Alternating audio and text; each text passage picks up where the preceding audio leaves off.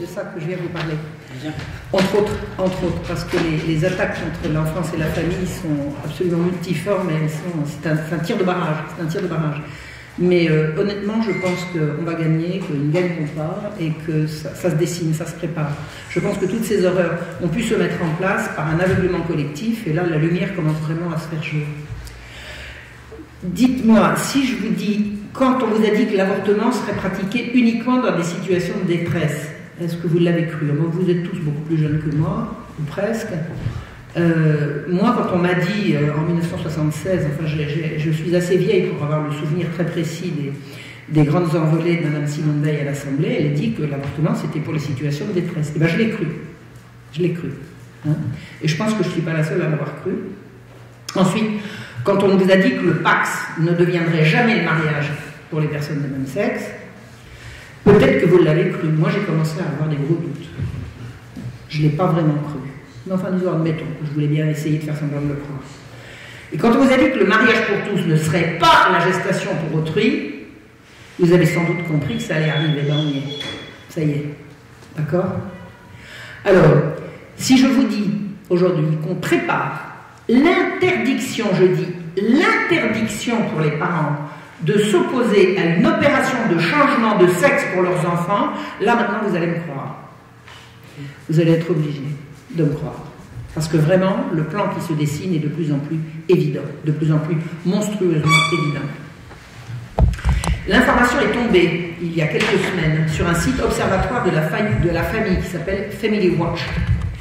On annonce que les gouvernements devront exclure les souhaits des parents qui s'opposent à la transformation hormonale et chirurgicale de leurs enfants désireux de changer de sexe. C'est-à-dire qu'on se prépare à interdire aux parents de s'opposer à une opération de changement de sexe, je vais mettre des guillemets. Personne au monde n'a jamais changé de sexe. Je répète, personne au monde n'a jamais changé de sexe. On va donc interdire aux parents de s'opposer à cette mascarade criminelle. Donc, alors, c'est pas une décision, hein. Ça n'est qu'une préconisation, mais c'est quand même toujours comme ça que ça commence. Alors, cette préconisation est tirée d'un journal qui s'appelle Journal of Medical Ethics, journal d'éthique médicale, revue professionnelle américaine, qui n'a certainement pas pouvoir décisionnaire. Mais elles n'ont jamais pouvoir décisionnaire. Et c'est pourtant comme ça que ça se termine. Voici ce que dit ce journal américain, je cite. JME, Journal of Medical Ethics, poursuivra sa pratique de longue date consistant à s'engager dans des questions moralement controversées d'une manière qui ne porte pas de jugement et vise à la discussion scientifique et critique des questions morales en médecine et en soins de santé. Ça veut dire qu'on va discuter de questions morales avec une approche scientifique et critique. Alors c'est moral ou c'est scientifique? C'est l'un ou c'est l'autre?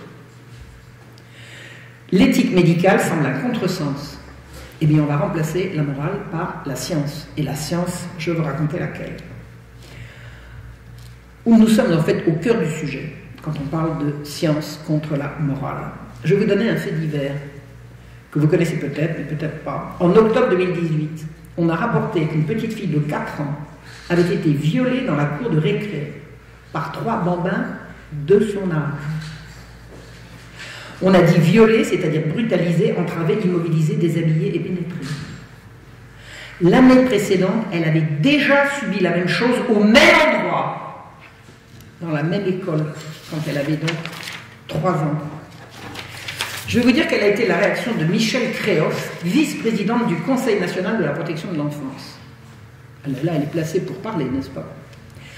Ce type d'acte n'est pas fréquent, mais pas exceptionnel non plus. On est à l'âge des premiers émois, à un stade de développement où la curiosité émerge notamment au niveau sensoriel et sexuel. Alors vous avez bien entendu ce que dit cette dame, les premiers émois consistent désormais à violer des camarades à l'école maternelle. C'est ça qu'on a voulu comme évolution du monde. Vous avez voulu ça? Vous connaissez des gens qui ont voulu ça autour de vous? C'est quand même ça qui se prépare, excusez-moi. Eh bien, depuis quand la curiosité des enfants se porte-t-elle sur le sexe? Parce que les enfants sont curieux, nous sommes tous d'accord. De quoi parlons-nous? Eh bien, la curiosité des enfants se porte sur le sexe depuis quelques décennies déjà, depuis l'invasion du porno. Avant, ça n'était pas le cas. depuis l'invention des droits sexuels. Les droits sexuels sont des droits universels, sans distinction de sexe, de genre ou d'âge. Donc tout le monde, à tout âge, a ses droits sexuels. Et depuis que l'éducation à la sexualité est obligatoire à partir de l'école maternelle. Est-ce que vous comprenez ce que signifie à la sexualité, en lieu et place de sexuel? Éducation sexuelle, c'est l'éducation prétendument à ce que c'est que la reproduction sexuelle, puisque nous sommes des êtres qui nous reproduisons par le sexe. Et on a transformé l'éducation sexuelle en éducation à la sexualité obligatoire à partir de la maternelle. Et bien, le résultat, c'est ce que je viens de vous raconter. Et depuis que les enfants sont sexualisés par un monstrueux programme mondial de destruction de l'enfance et de la famille. Ça secoue depuis le haut jusqu'en bas, absolument partout, et ça part du sommet. Figurez-vous que l'UNICEF a affirmé l'année dernière que la pornographie n'est pas toujours nocive pour les enfants. Pas toujours. Il y a donc une bonne pornographie. Je rappelle, pour le cas où vous ne le sauriez pas, ce qui me ferait quand même doucement rigoler, que la pornographie, c'est l'exhibition explicite d'actes sexuels sans aucune retenue. Ben, il y a une bonne pornographie pour les enfants. Donc, comment va-t-on faire pour éviter la mauvaise pornographie? Eh bien, en promouvant la bonne. On va donc promouvoir la bonne pornographie auprès des enfants. Il faut voir une chose en face. Les grandes agences des Nations Unies font depuis des décennies à présent la promotion de la sexualisation des enfants dès leur plus jeune âge. Ça passe par une éducation à la sexualité obligatoire à partir de l'école maternelle. Et qu'est-ce qu'on vient de nous dire? L'école va être obligatoire à partir de 3 ans. C'est-à-dire que dorénavant, vous n'avez aucun moyen d'empêcher, sauf résistance la plus virulente possible, il n'y a plus aucun moyen légal d'empêcher qu'on vienne chercher vos enfants chez vous pour les gaver de sexe à l'école. Les programmes sont absolument explicites, il suffit de cliquer sur Internet pour les ouvrir. N'importe qui peut le faire, quantité de gens l'ont fait, et jusqu'à présent, enfin moi chaque fois que j'ai voulu ouvrir ces programmes, il n'y a toujours pas de censure, tout le monde y a accès, on peut voir ce qui se passe. Alors, ils portent tous l'estampille de l'ONU. Vous avez l'Organisation mondiale de la santé, qui est l'agence de l'ONU qui s'occupe de la santé, l'UNICEF, l'agence de l'ONU qui s'occupe de la culture, non, qui s'occupe de l'enfance, l'UNICEF, l'UNESCO qui s'occupe de la culture, et le Conseil économique et social des Nations Unies, suivi par toutes les agences de l'Europe et tous les États et toutes les nations européennes. Enfin, les nations, si encore on peut appeler ça comme ça, et États, si on peut encore appeler ça comme ça également. Donc tous les gouvernements qui se sont succédés depuis des dizaines d'années reprennent ce programme. Ces programmes font explicitement et sans ambiguïté aucune la promotion d'une sexualité axée sur la jouissance et totalement déconnectée de la reproduction. C'est officiel. Je m'explique. Vous croyez qu'un sexe, ça sert à rencontrer un autre sexe pour faire un bébé? Parce qu'à l'origine, c'est quand même ça de quoi on parle. La sexualité, c'est ce qui touche à la reproduction. Pas du tout. La sexualité, maintenant, c'est ce qui touche à se faire plaisir. C'est-à-dire qu'on a remplacé le but de la sexualité par son moyen. Le but, c'est la reproduction de la vie, le moyen, c'est le plaisir. Si on ne prenait pas de plaisir à faire l'amour, on ne ferait pas de bébé. C'est comme ça depuis que le monde est monde. Eh bien, on a renversé les choses. Maintenant, on fait l'amour pour prendre du plaisir, et le bébé, il est en trop. Il est gênant, puisqu'il n'est plus au programme. Donc maintenant, on va promouvoir, et c'est dans les textes, une sexualité axée sur la jouissance. On va promouvoir, et c'est dans tous les textes, je l'ai dit un jour sur une vidéo, et il y a une certaine, je ne vais pas faire de diffamation ici, mais elle se reconnaîtra si elle m'écoute, qui venait dire « c'est même pas vrai, on n'a jamais dit ça ». Ben si, j'ai retrouvé des textes. On apprend la masturbation dès les petites classes. On leur apprend, c'est-à-dire que des gosses qui n'y pensent pas, qui n'y ont pas pensé, à qui on n'a pas encore montré, ben on va leur montrer.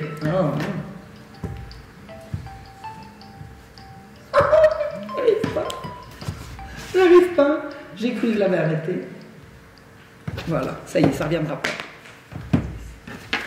Donc, on a ça dans tout. J'ai trouvé ça dans plusieurs programmes émanant des Nations Unies. Dans tous les programmes d'éducation à la sexualité, il est question entre 0 et 5 ans. 0 et 5 ans, c'est d'emblée, c'est tout de suite. Hein. L'initiation au plaisir qu'on prend avec soi-même, ce qui s'appelle la masturbation. C'est explicite, c'est dans tous les cours. On va promouvoir toutes les perversions sexuelles, sodomie en tête. Alors, je vais vous donner une explication. Alors, attendez, il y a un préalable que je dois faire à chaque fois, je ne l'ai pas fait ici, j'ai l'habitude de le faire. Je vais choquer, c'est pas par plaisir, c'est comme ça. Excusez-moi.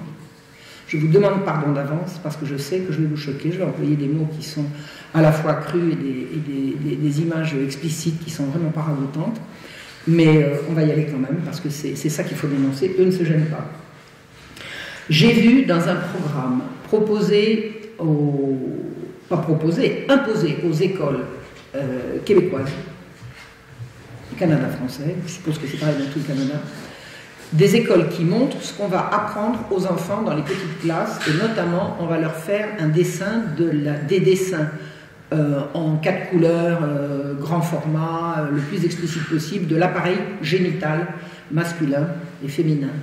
L'anus est mis dans l'appareil génital, sans commentaire. On va promouvoir l'avortement sans le consentement des parents. C'est-à-dire que j'ai lu des textes qui disent, toute honte but, on va donner l'autorisation, on expliquera aux filles qui veulent avorter qu'elles peuvent en parler à leurs parents. Il ne manquerait plus qu'on leur interdise. Est-ce que vous imaginez qu'une fille qui va à l'infirmerie parce qu'elle n'a pas ses règles et qu'elle est au bord des larmes parce qu'elle croit qu'elle va être enceinte, elle va tout de suite aller dire « Mais attendez, madame, je vais d'abord en parler à mon père ». C'est-à-dire qu'on dresse les enfants contre leurs parents en leur donnant la possibilité de se passer non seulement de leur consentement, mais même de les informer. Donc on va donner l'autorisation, la possibilité aux infirmeries de donner des pilules abortives, hein, des avortements les plus rapides et les moins intrusifs possibles, je veux dire sans hospitalisation, à des gamines dont les parents ne seront jamais mis au courant. Ça va se passer à l'infirmerie. Et c'est dans les textes, c'est pas comme ça. C'est pas que c'est une pratique, c'est que c'est préconisé. On va banaliser, j'ai vu ça dans beaucoup de textes, la prostitution. Alors on ne dit pas la prostitution, c'est un gros mot. On dit les relations sexuelles transactionnelles, c'est plus joli. C'est plus joli. Alors ça veut dire quoi? Ça veut dire que t'as pas assez d'argent de poche? Arrangez ça. On va arranger ça. Mais attention, tu prends des risques. Alors on va expliquer aux filles qui couchent comme ça pour avoir un téléphone portable ou pour mettre de l'essence dans leur bagnole, on va leur expliquer que si elles ne se protègent pas, elles risquent d'attraper des sales maladies. C'est-à-dire qu'il ne va pas y avoir de barrière morale à la prostitution, il va y avoir une barrière sanitaire. Sanitaire. Attention, prostitution, c'est dangereux. C'est pas immoral, c'est pas dégradant. C'est dangereux pour la santé. Et la santé, eh ben ça c'est important. On en a tous entendu parler de l'importance de la santé ces 2 dernières années. Vous avez vu comment ça se passe. On marginalise dans tous ces programmes les valeurs familiales qui sont dénoncées comme contraignantes, liberticides et oppressives. Toute la morale familiale est considérée comme un obstacle à l'épanouissement des jeunes. Les jeunes ont, comme tout le monde, des droits sexuels. Alors les droits sexuels, c'est le droit de jouir, vous avez compris, mais là, nous nous occupons précisément des droits sexuels tels que, comme ils s'adressent aux enfants, y compris aux petits-enfants, les adolescents et les petits-enfants. On leur explique que toutes les valeurs familiales sont un obstacle à leur épanouissement sexuel. Il suffit de rajouter sexuel à liberté sexuelle, épanouissement sexuel, bonheur sexuel, équilibre sexuel, et puis ça passe. Ça passe. Donc papa est un empêcheur d'être heureux en rond. Maman, c'est la même chose. Donc on va dresser méthodiquement les enfants contre l'autorité de leurs parents. Alors moi je suis d'une génération, je suis né en 1950. J'avais donc 17 ans en mai 68, 18 ans dans la foulée. Je me souviens très bien que la première conséquence palpable et durable de mai 68, ça a été la remise en cause de l'autorité des parents. Et quand vous n'avez plus d'autorité au-dessus de votre tête, c'est la tyrannie. C'est la tyrannie du plus fort, c'est la tyrannie du groupe, c'est la tyrannie du plus braillard, c'est l'horreur. C'est l'horreur. Dès que vous n'avez plus une autorité à la fois tutélaire et protectrice, c'est la loi de la jungle. Et c'est comme ça que ça se passe. Donc, c'est une descente. Mai 68 s'adressait aux adolescents où nous étions. C'est-à-dire que l'adolescence a été définie comme une période qui se révoltait contre l'autorité abusive des parents, contre l'incompréhension des parents. Là, on s'adresse à des gosses à la maternelle. Ça fait combien? 50 ans? Mai 68, ça fait 60 ans? Ouais, ça fait 50 ans. C'est ça? En 50 ans, on a fait baisser ces horreurs de 18 ans. On va s'adresser maintenant aux tout petits pour leur dire, si maman n'est pas d'accord, change de maman. Je ne sais pas si vous avez vu, il y a une vidéo qui est passée il y a quelques temps, elle a fait le buzz sur Internet. On voyait une espèce de petit garçon complètement efféminé, habillé en rose avec des paillettes, enfin une espèce de petit môme trans, qui expliquait « Ah, mais moi, si mes parents ne sont pas d'accord, eh ben, écoutez, c'est pas difficile, moi je change de parents !» Et on faisait passer ça dans les vidéos pour les mômes qui trouvent ça sur leur téléphone. Ben oui, papa il m'a dit non, alors papa m'opprime. Maman m'a dit non, maman m'opprime. Et ça fait partie des programmes. On explique aux gosses que leurs parents sont là pour les aider et les conseiller, jamais pour décider à leur place. Il s'agit donc, alors, ces programmes promeuvent l'adoption comme un droit, le droit d'adopter. Est-ce que vous vous rendez compte de ce que signifie le droit d'adopter? Il ne peut pas y avoir de droit à l'adoption sans un droit sur les enfants qu'on n'a pas fait. C'est un droit sur les enfants des autres. Imaginons que vous ayez une société dans laquelle il y a systématiquement, ex nihilo, sortant de nulle part, une grande quantité d'enfants sans parents. Imaginons. Bon, vous pouvez imaginer, vous avez le droit, éventuellement. Mais ça n'existe pas. Tous les enfants ont des parents. Donc pour inventer un droit à l'adoption, il faut rendre des enfants disponibles à l'adoption, et vous avez compris comment. On va donc les retirer à leurs parents légitimes, par le biais de tout ce que je vous ai annoncé précédemment. On va également, dans tous ces programmes, criminaliser systématiquement l'autorité parentale. C'est-à-dire qu'une loi est passée, il y a 2-3 ans, qui interdit la fessée. Comment voulez-vous interdire la fessée, qui est quand même une pratique qui se joue dans l'intimité familiale, comment voulez-vous interdire la fessée sans vous donner des moyens de savoir si elle existe? C'est-à-dire sans opérer un flicage monstrueux dans toutes les familles.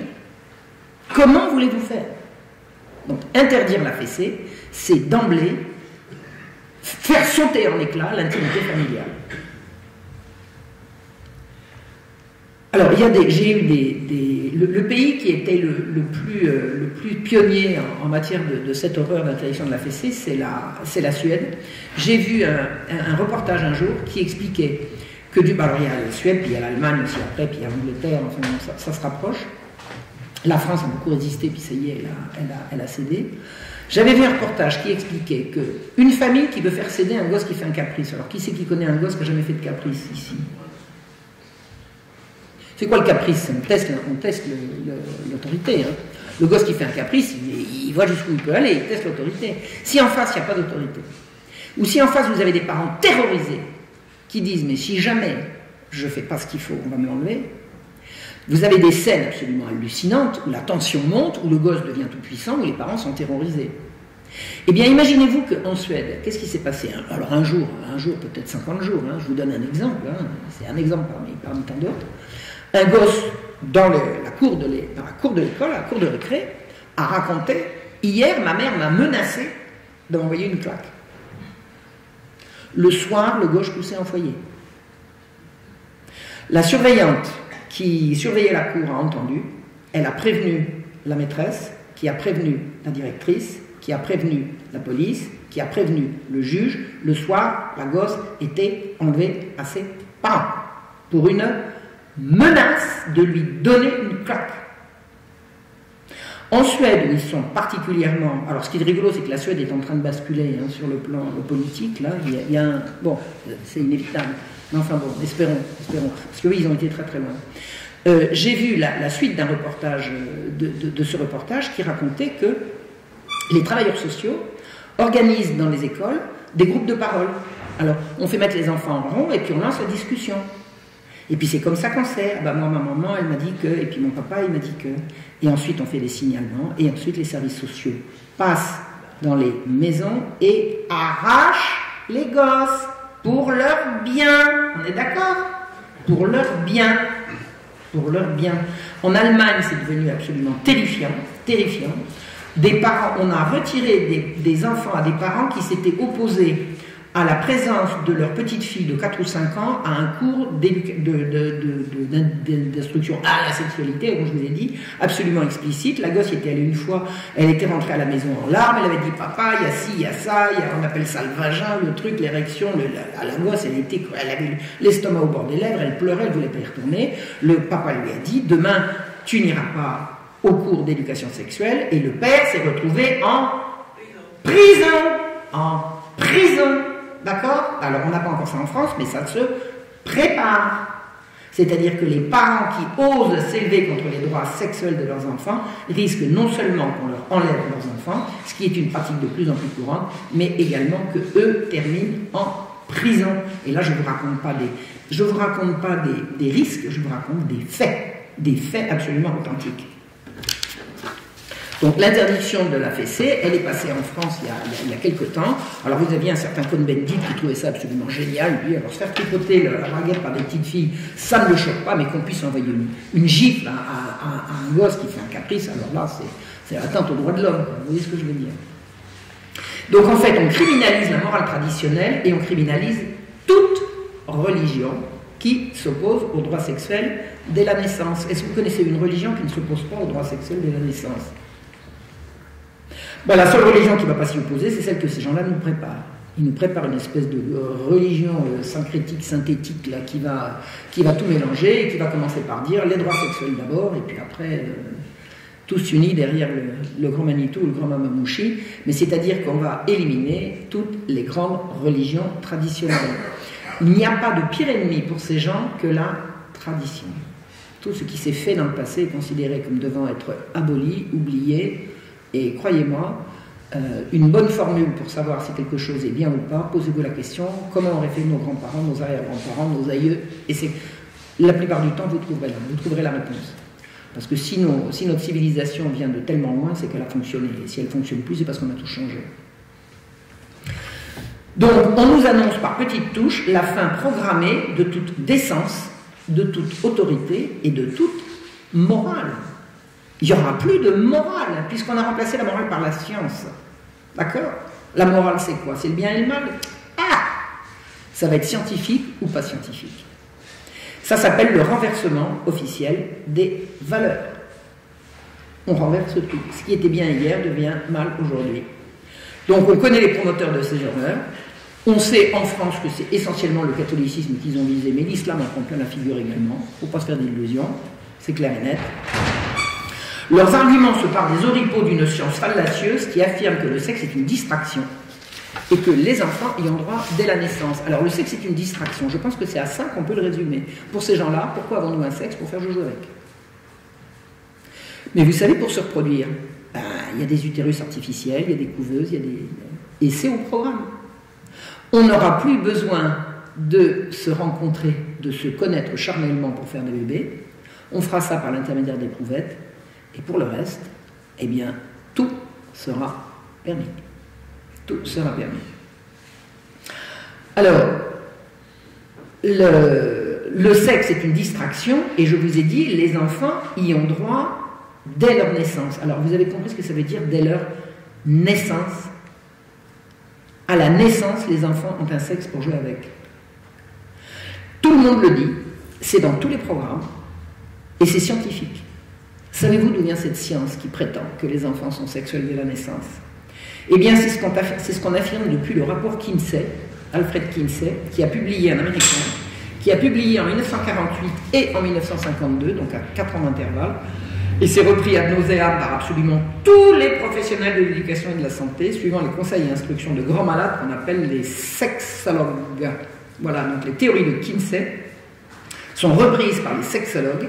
Ces théories sont nées juste après la guerre en Amérique, 48 et 52. En France, on les entend depuis 1968. Ça fait donc plus de 50 ans que ça dure. Et que quoi dure? Que les enfants sont sexuels dès la naissance, mais au fait, comment sait-on? Est-ce que les enfants l'ont dit? Alors, que raconte le rapport Kinsey? Alors Kinsey, Alfred Kinsey, il est mort dans le courant des années 50, c'était un Américain, cheveux en brosse, nœud papillon, bonne bouille. Il avait une femme qui traînait partout avec lui, c'est un petit fichu carré, petit sourire neuneux. On les voyait, lui fumant la pipe et elle tricotant dans un canapé au coin du feu. Vous voyez l'image?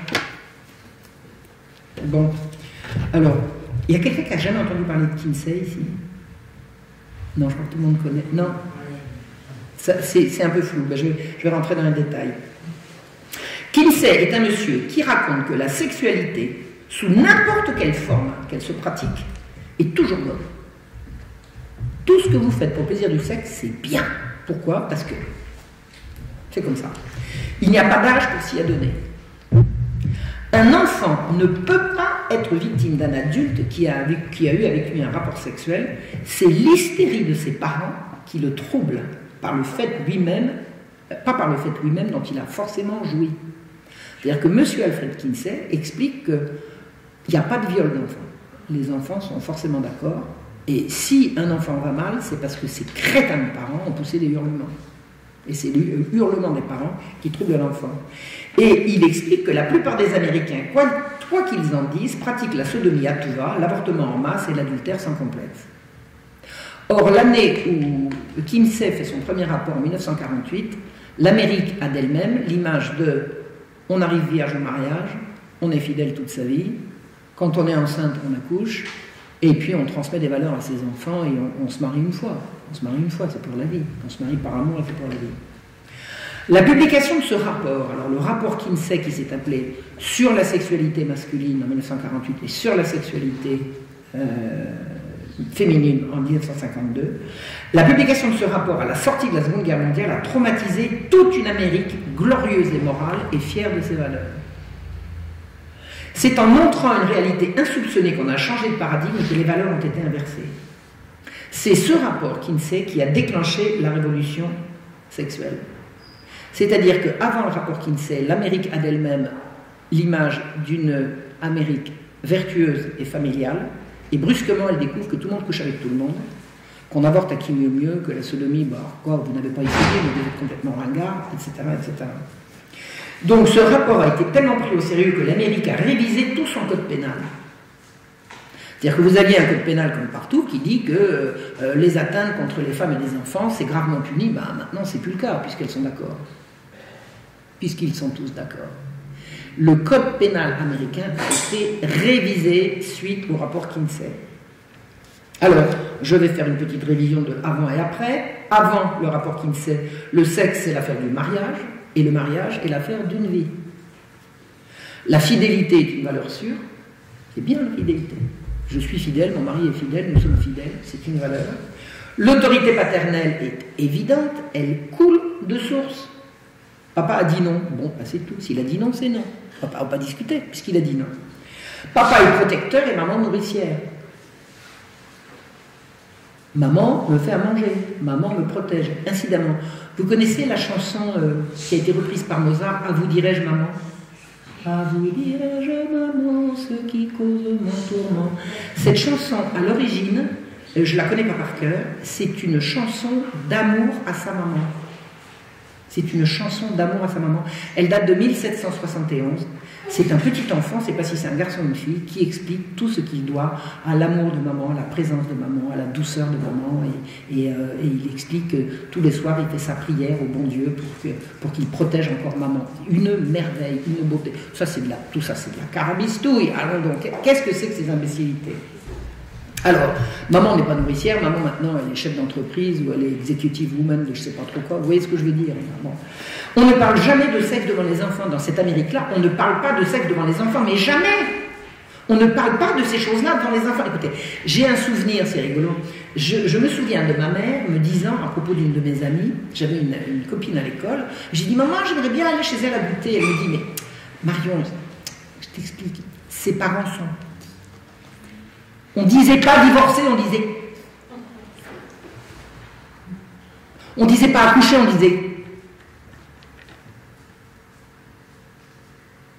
parlait pas de ces choses-là devant les enfants.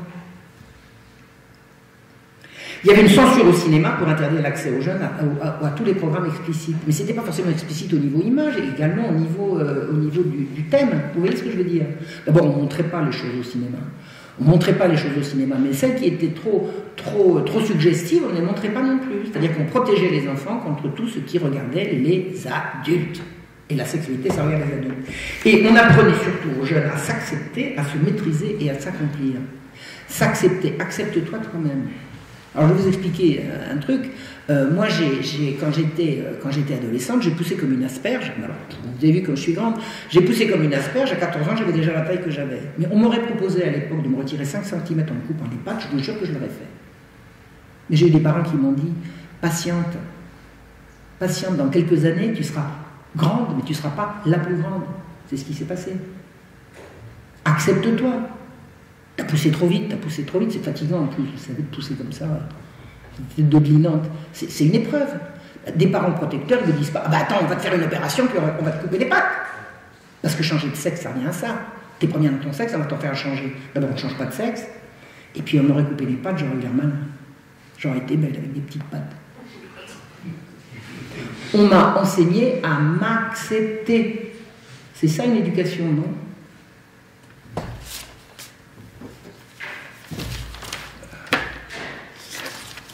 Oh.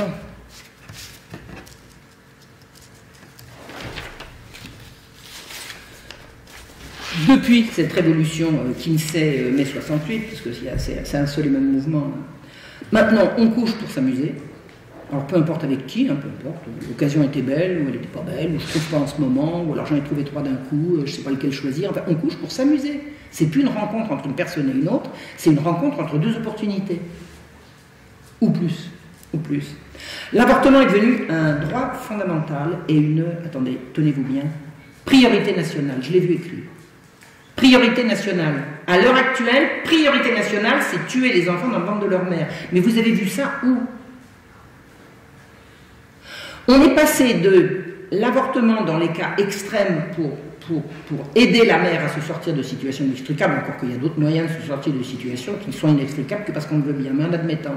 À maintenant, priorité nationale. Et alors, t'es enceinte, bon, tu veux avorter où? Attendez, on ne pose jamais bienvenue à la vie. On ne pose jamais, t'as besoin d'aide pour aider le petit. On ne pose jamais, comment tu vas l'appeler? Tu veux avorter comment? C'est devenu une priorité. Et je l'ai vu dans des textes, hein, je l'ai vu dans des textes émanant enfin des textes tout à fait officiels, hein, d'agences régionales de santé. Alors maintenant, vous savez, les sages-femmes, qu'est-ce que c'est qu'une sage-femme? C'est une accoucheuse. Hein. Maintenant, ce sont des avorteuses. Ça fait partie elles font des stages accélérés pour apprendre à avorter. Non, attendez. Alors, l'avortement, c'est ce que je vous ai expliqué tout à l'heure, on le pratique à l'insu des parents à l'infirmerie des écoles. Mais vous avez retenu, on n'interdit pas aux gosses d'en parler à leurs parents. C'est gentil. On promeut partout l'homosexualité et on invente un nouveau délit, l'homophobie. Alors d'abord, le mot ne veut rien dire. Homosexualité, ça ne veut rien dire non plus. Parce qu'on ne peut être sexué qu'à partir du moment où il y a un sexe opposé, sinon c'est pas du sexe. Donc homosexualité, c'est un euphémisme. Avant on disait inverti. On peut dire tout simplement sodomite, ça ira plus vite, pour ce qui concerne les hommes. Mais on ne le dit pas, donc on a inventé homophobie, c'est-à-dire il y a un délit maintenant qui consiste à avoir peur, une peur. Attendez, si on a peur, c'est qu'on est malade. Hein. Donc il n'y a pas de raison que ce soit un délit, mais admettons. Une phobie, c'est une peur panique. Peur panique de l'homosexuel. Alors il y a des gens qui ont des peurs paniques de l'homosexuel, je ne sais pas où vous avez vu ça. En tout cas, on a inventé un délit de l'homophobie, et selon une formule assez bien ficelée qui concernait une autre catégorie de gens, qu'est-ce qu'un homophobe? C'est quelqu'un que le lobby homosexuel n'aime pas. Ça marche à tous les coups. On nous a gavé de taux de suicide absolument abominables chez les jeunes homosexuels, taux de suicide émanant du regard hostile que leur envoient les homophobes. Ça ne tient pas debout. Il n'y a pas de statistiques à cet égard. Il n'y a absolument aucune donnée tangible pour prouver ça. C'est de la propagande. Donc si vous n'êtes pas d'accord pour voir des homosexuels s'exhiber en pleine rue, c'est que vous êtes homophobe et vous tombez sous le coup de la loi. Alors, on fournit aux enfants des informations explicites en images ou en couleurs sur tout ce qui touche au sexe en leur expliquant que c'est bien et que c'est leur droit. J'ai vu, de mes yeux vus, mais il y a quoi? Il y a une semaine, un texte à l'égard des institutrices pour qu'elles expliquent aux tout petits, que s'ils ont envie de la sodomie, il faut quand même qu'ils fassent attention à ne pas faire ça n'importe comment avec n'importe qui. Attendez, des petits enfants qui réclament d'être sodomisés. Et on va former des instituteurs ou des travailleurs pour des enfants pour qu'ils expliquent ça aux petits dans des cours d'éducation à la sexualité obligatoire. L'invasion pornographique touche absolument tout le monde. Les gosses y ont accès par leur téléphone portable. Et cette pornographie est de plus en plus sadique et violente. Alors ça, c'est une donnée qu'il faut essayer de comprendre. Vous avez, j'ai vu un certain nombre de reportages également là-dessus, on trouve quantité de choses sur Internet là-dessus. Vous avez des travailleurs de l'industrie de la pornographie qui ne veulent plus travailler dans la pornographie parce qu'ils disaient, quand on a commencé, on faisait l'amour, maintenant il faut se faire taper dessus. C'est-à-dire que le sexe est devenu de moins en moins lié au désir et de plus en plus à la mort. La mort, la torture, la violence, le sang, les hurlements. C'est ça qui excite. Et on m'a expliqué, Judith Reisman, dont je vous parlerai tout à l'heure, m'a expliqué que il y a un jeu de progression du besoin de violence pour arriver au stade d'excitation de la fois précédente. C'est-à-dire que vous commencez par avoir une excitation sur la vision d'un couple, après ça va être deux hommes avec une femme, après ça va être un groupe, après ça va être avec des coups, après ça va être de la mort, après ça va être du feu, après ça, et puis ça va se terminer par des meurtres d'enfants. C'est-à-dire qu'il y a une progression nécessaire pour conserver l'excitation dans la pornographie, qui fait que la pornographie pousse à toujours plus d'abjection et d'abomination. Alors, ce que j'avais vu, c'est que ces travailleurs du porno, parce qu'on peut appeler ça comme ça, puisque c'était des gens qui travaillent dans une industrie, ne veulent plus travailler là-dedans, parce que c'est devenu extrêmement dangereux. C'est devenu, on n'est pas sûr d'en sortir indemne. On leur demande pas si ça leur plaît ou pas, alors qu'avant on disait mais si on aime ça, je vous assure, en fait, vous n'avez qu'à écouter comment s'appelait-elle, la fille qui racontait du porno à la radio, là, comment s'appelait-elle? Brigitte Lahaye, elle a toujours dit qu'elle faisait ça par plaisir, hein, qu'elle a toujours dit bon, mais elle prenait pas des coups, elle prenait pas des coups. Maintenant c'est quasi obligatoire. Et le bout du bout de l'abomination, sans laquelle l'excitation ne vient plus, c'est ce qu'on fait aux enfants. Donc on est dans une progression de l'abjection qui mène au crime et au meurtre d'enfants. Mais on appelait ça la libération sexuelle, c'est beau pour la liberté. C'est beau la liberté. Donc voilà, toute cette... alors, on promeut... Alors, d'autre part, il n'y a jamais eu autant de maladies sexuellement transmissibles. Alors, c'est intéressant, c'est qu'on a dit pendant un temps, et moi je me souviens de ce langage, il faut faire de l'éducation sexuelle pour faire reculer les maladies sexuellement transmissibles. Alors, il y en a de plus en plus. Parce que plus on parle de sexe, plus on en fait, plus on attrape des cochonneries, c'est évident. Hein. Et la violence sexuelle explose partout. Il y a de plus en plus de viols, c'est indéniable, ça n'arrête pas. Alors, à quoi ça servait de faire une révolution sexuelle où tout le monde a droit à la satisfaction de ses désirs, si pour avoir ses désirs, on est obligé d'être de plus en plus violent et de plus en plus irrespectueux de la volonté de l'autre. On promeut des opérations délirantes qu'on appelle de changement de sexe à partir d'une propagande qui dit on choisit son sexe, on n'est pas obligé de garder celui qu'on vous a assigné à la naissance. Vous imaginez ? On vous a assigné un sexe à la naissance. Ben moi, c'est pas mes parents qui m'ont assigné un sexe à la naissance, c'est le bon Dieu. Et ça s'est fait au moment de la conception. Je suis devenue une fille dès l'instant où le spermatozoïde de papa a rencontré l'ovule de maman, et j'ai jamais changé depuis, et on pourra toujours me faire des opérations absolument hallucinantes, je garderai toujours le même nombre de chromosomes, et ça, c'est inchangeable. C'est inchangeable. Personne au monde n'a jamais changé de sexe. Et maintenant, on va apprendre aux enfants, dans leur cours à la sexualité, qu'ils ont le droit de changer le sexe qu'on leur a assigné à la naissance. Alors, comment on ne peut pas dire sexe, on dit genre. Mais vous savez ce que c'est que le genre? C'est le sexe des choses. On ne dit pas qu'un nom est de sexe ou de masculin ou féminin, on dit qu'il est de genre masculin ou féminin. Donc pour faire passer la dragée qu'on peut changer de sexe, on appelle ça changer de genre, ce qui est une traduction de l'anglais, c'est du franglais bâtard. Donc on dit que le genre est assigné à la naissance et qu'on a le droit de choisir. Non, c'est une aberration. Incidemment, je ne sais pas si vous savez comment ça s'est passé, vous avez un fou qui s'appelle Dr Monet, qui avait acquis des parents américains, avaient présenté dans la détresse un petit garçon. Ils avaient des jumeaux et l'un des deux jumeaux, ils les avaient circoncis et la circoncision s'était mal passée pour un des deux jumeaux et son sexe avait été endommagé. Le docteur avait dit il n'y a qu'à l'enlever, élevez-le comme une fille. Et il s'est suicidé à 30 ans. Alors on l'a élevé comme une fille, il avait des hormones de garçon, il était élevé comme une fille, il est devenu fou. Il est devenu fou. On lui avait assigné comme sexe à la naissance. Enfin bon, ce sont des malades. Attendez, ce sont des malades. S'il y a une chose qu'on ne peut pas changer, c'est le sexe. Je veux dire, tout le monde sait ça. Ils font une dose de mensonge et de manipulation pour faire croire le contraire. Je veux dire, on change le sens des mots. En disant, on n'y va pas dire le sexe, on va dire le genre. Mais ça n'a pas de sens. Ça n'a pas de sens. Et si vous avez des garçons qui sont efféminés et des filles qui sont masculines, bah, vous dites, rien. Ça dérange. Moi, j'avais une copine, quand j'étais à l'école, elle parlait comme ça, elle est aujourd'hui grand-mère, elle a fait des enfants, des petits-enfants, elle est toujours avec le même homme, elle est heureuse comme un pape, alors elle est masculine, et alors, c'est quand même bien son mari qui lui a fait des enfants, c'est pas elle qui lui en a fait. Hein. Vous voyez ce que je veux dire? Et puis moi, quand j'étais adolescente, j'avais ça de cheveux.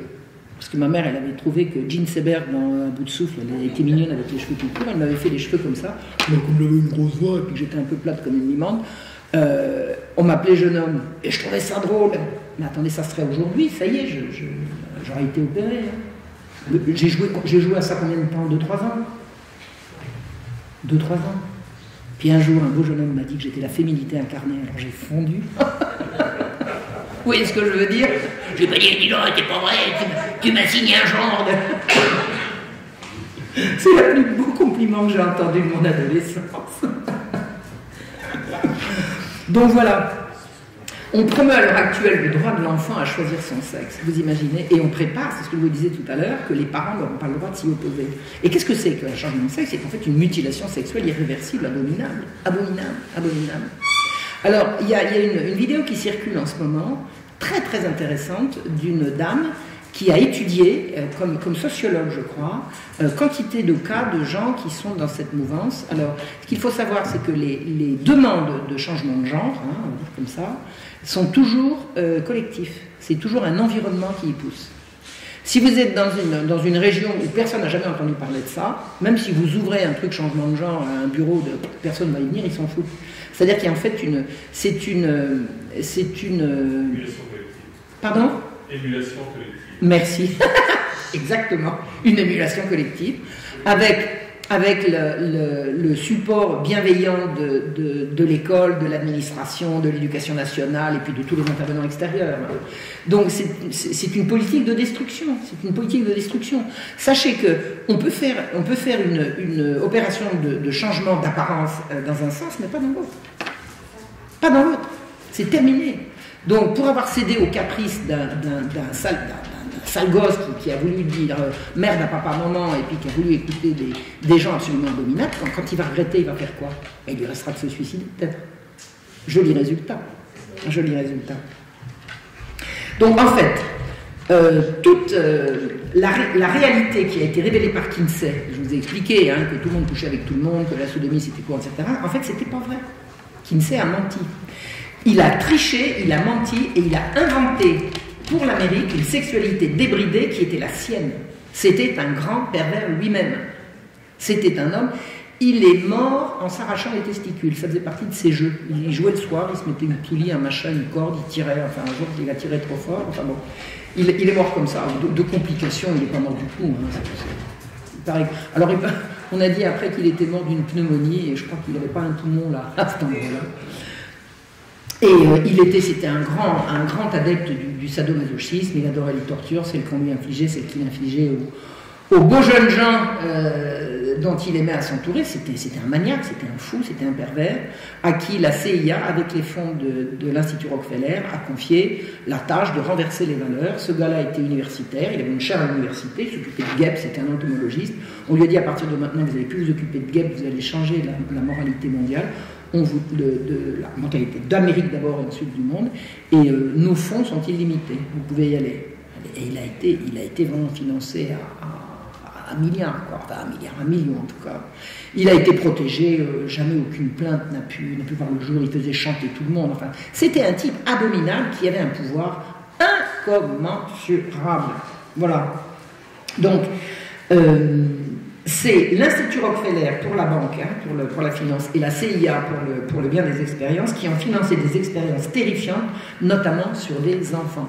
C'est-à-dire que ce que faisait Kinsey dans son institut, il disait j'interviewe des gens pour savoir connaître leurs pratiques. Et ensuite, il sortait des statistiques sur ce que les gens lui avaient raconté. Alors, je ne vois pas à quel titre, et je pense que vous allez penser comme moi, une Amérique pudique va aller raconter ces histoires d'alcôve à un type qui prend des notes. Enfin, on vient vous voir en disant bon, racontez-nous comment vous avez couché. Personne ne va dire la vérité. Ça ne va pas la tête. Ça ne va pas la tête. Précisément parce que l'Amérique de cette époque-là était extrêmement pudique et pudibonde, même on peut le dire. Donc, à quel titre peut-on imaginer que ces interviews étaient honnêtes? Alors, on sait, puisqu'il y a quand même énormément d'enquêtes qui ont été faites, que la plupart des gens interviewés étaient des comparses. Mais il y a plus grave. Et le plus grave, c'est ce dont je viens vous parler aujourd'hui, en particulier, c'est les expériences ce sont les travaux qui ont mené à dire que les enfants sont sexuels dès la naissance. Parce que c'est ça le cœur du travail de Kinsey, enfin du travail, de la production de Kinsey, c'est les enfants sont sexuels dès la naissance. Et tous ces programmes dont je vous ai parlé jusqu'à présent sont issus des rapports Kinsey. Donc,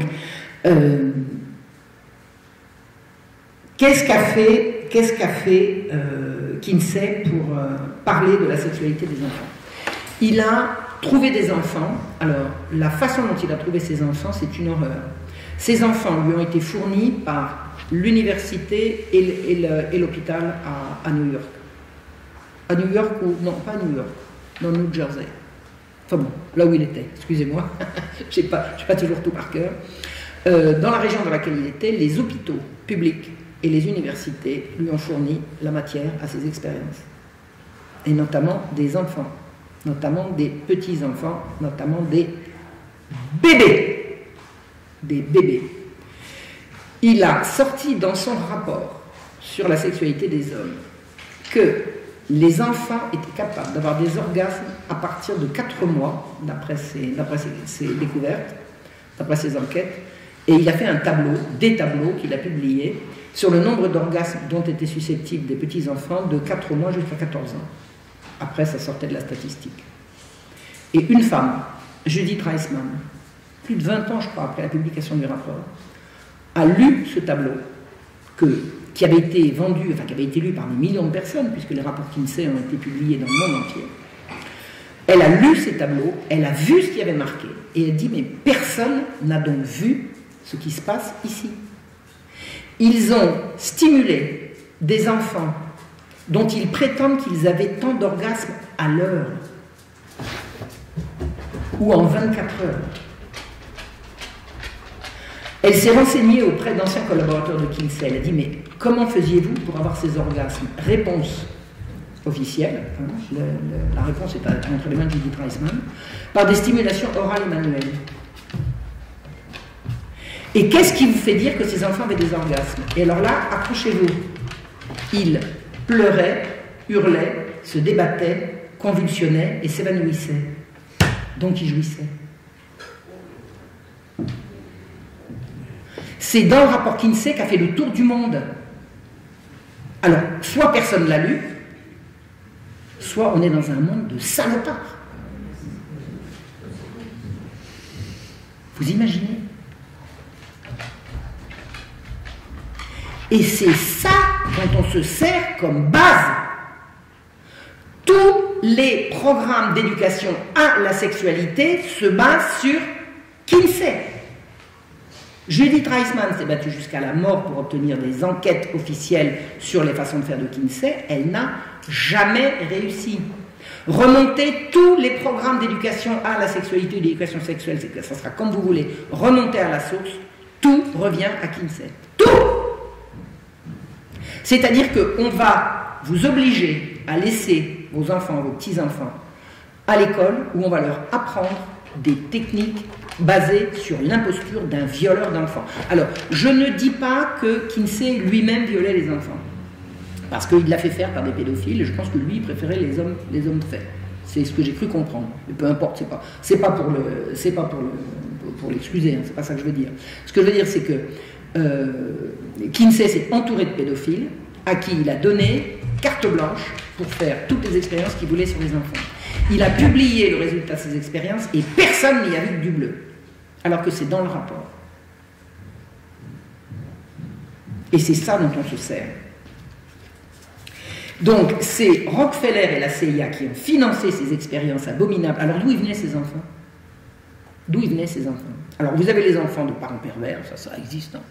C'est pas parce que les parents sont pervers, hein, c'est parce que des parents sont pervers. Vous voyez ce que je veux dire? Vous trouvez un père pervers, alors ça y est, les pères sont pervers. Non, vous avez des parents pervers, ça a toujours existé. Il y en avait d'ailleurs dans son environnement. Et puis après, il y a les enfants pauvres. Et puis après, il y a les enfants qui vont être diagnostiqués turbulents, surexcités, machin, truc, bidule. On va inventer des maladies. Vous savez, un gosse qui refuse d'être attentionné comme on l'appelle, ben on va le cataloguer malade mental, on va l'hospitaliser, et puis hop, il va passer dans les expériences Kinsey. Incidemment. L'Institut Rockefeller a financé des recherches à l'hôpital Necker, à Paris, dans les années 50. Et j'ai été hospitalisé à l'hôpital Necker, en 1952. J'aimerais bien savoir ce qu'ils m'ont fait. J'aimerais bien savoir. Kinsey était l'un des agents. Alors la CIA, qu'est-ce qu'elle cherchait? La CIA, elle faisait financer, mais elle supervisait des expériences sur le cerveau. La CIA voulait savoir si on pouvait entrer dans le cerveau de l'ennemi, et de l'ennemi ou des gens qu'on voulait dominer. Donc ça fait partie des expériences sur le cerveau. C'est de cette époque-là qu'on parle de lavage de cerveau, trucs comme ça. Donc vous aviez la supervision de la CIA, je ne sais pas si vous imaginez la pieuvre que c'était la CIA en termes de pouvoir. L'argent illimité de Rockefeller et un psychopathe au milieu, entouré de pervers sexuels et de pédophiles, qui ont torturé des malheureux enfants. Donc Kinsey était un de leurs agents, ils ont permis à ces pseudo-recherches de changer le monde, et ils ont réussi à cacher que c'était un sadomasochiste, un menteur, un pervers partisan d'orgies abominables auquel participait son épouse et tout son staff. Toute la bande de Kinsey, une fois qu'ils avaient terminé de travailler, ils montaient dans le grenier qui était hyper insonorisé et il paraît que c'était pour pas qu'on entende les hurlements. Tout ça, c'était des sadomaso. Alors, il ne faut pas confondre sadomaso avec sado tout court. En général, sadomaso, c'est pour ce genre de gens-là. Quand on touche à des enfants, les enfants, ils ne sont pas maso, ils sont juste victimes.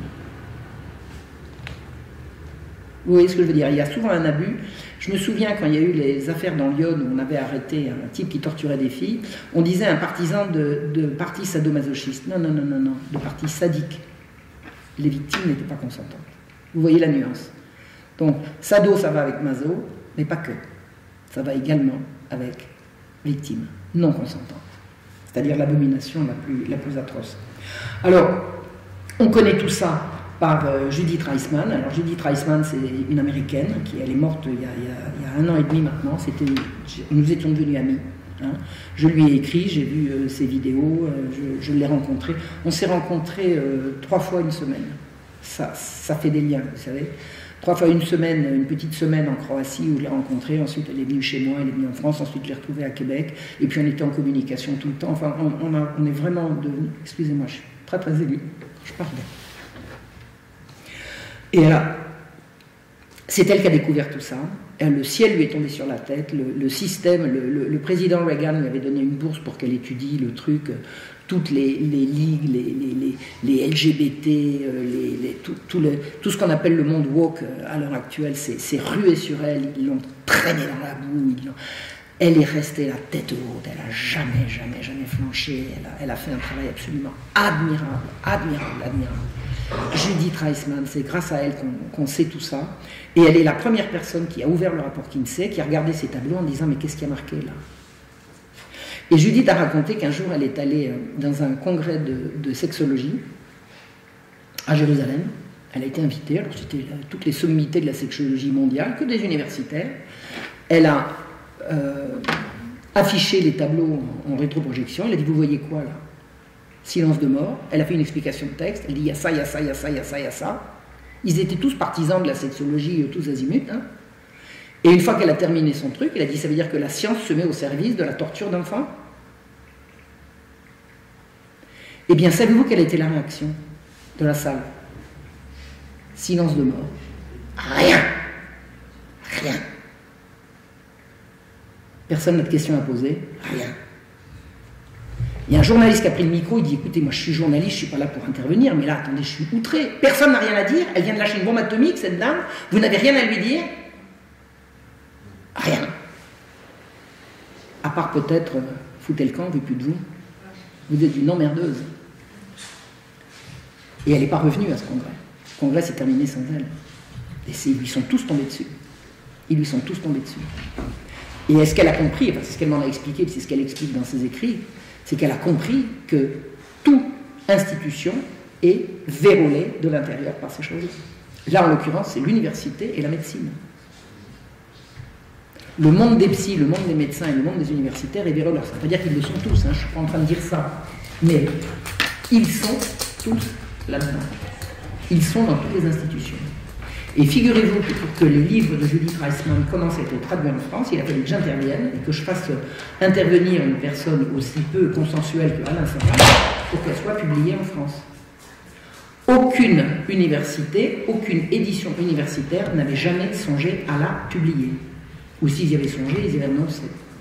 Donc si vous voulez lire Judith Reisman en français, c'est accessible par les éditions de Saint-Rémy, qui sont des éditions catholiques, et par les éditions Contre-Culture, qui sont de l'édition. Et l'édition, vous savez, moi je paye pour le savoir, quand vous avez sorti un livre, il faut user vos petits bras hein, pour le vendre. Hein. Si vous n'avez pas le relais des grands médias et des grands circuits de distribution, ça sera la petite semaine.